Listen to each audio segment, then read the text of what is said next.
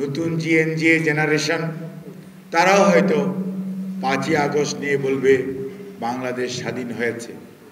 স্পষ্ট ভাষায় বলতে হবে 47 না হলে 71 হতো না, 71 না হলে 90 পেতেন না, আর 90 না হলে 24-এর 5ই আগস্ট হতো না। আপনারা দায়িত্বশীলতার পরিচয় দিন। আমাদের দলের মহাসচিব আমাদের দলের পক্ষ থেকে আগামী দিনে গণতন্ত্র ফেরার রোড ম্যাপের কথা বলেছেন। সেটি যে কয়দিনই হোক সেটি আপনাদের বলা উচিত, এবং তাহলেই মানুষ আশ্বস্ত হবে। মানুষ তো মুখিয়ে আছে তার ভোট প্রয়োগের জন্য, তার প্রতিনিধি নির্বাচিত করার জন্য।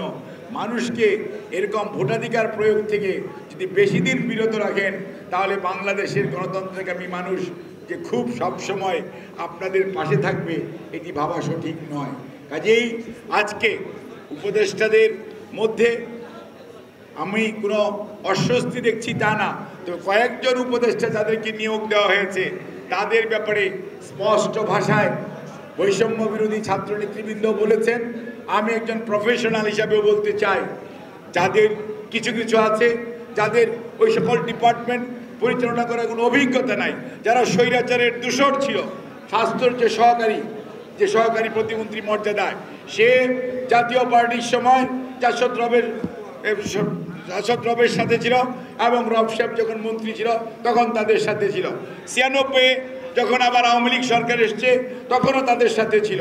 আবার যখন এই 111-এর পর 2008-এ নির্বাচন এসছে, তার পরবর্তীতে যখন তারা ক্ষমতাসীন হয়েছে তখন তারা কিন্তু এই ভদ্রলোকে আওয়ামী লীগের সাথেও ছিলেন, আবার এখন অন্তর্বর্তীকালীন সরকারের সাথে আছে।